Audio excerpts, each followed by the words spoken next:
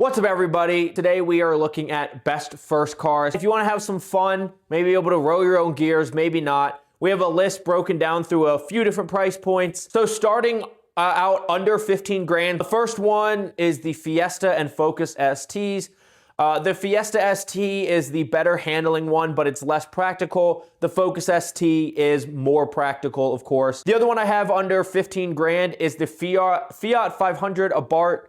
It's a little 3-cylinder. It sounds actually really good. It's a little tossable, fun car. Now we're moving on to the 15 to 20 grand list. Starting off with number one is the ND Miata, especially if you get the ND ones, the earlier of the generation. Miata is always the answer. Then after that, we have the Mark 7 GTI. One of the best hot hatches of all time is the GTI line. So the next one on this list is the FK8 Civic Si.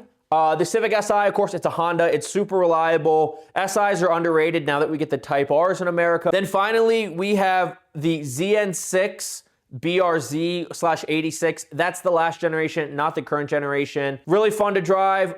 You know, it's known as one of the best manual transmissions out there. So moving on to the $20,000 to $25,000 range, we're back with the Mark 7, but you can get a Golf R Mark 7, and you get all-wheel drive, you get even more horsepower, you can get a manual, you can get a DSG, and you can't get a manual in the new Golf R. The next car on this list, the first V8, is the 6th gen Camaro SS, the LT V8s. Manual, you can get it with a manual transmission, rear wheel drive, Murica power. Sticking with the V8 Murica theme, you can get Chargers and Challenger scat packs for $25K and under. You get the big 6.4 liter Hemi V8.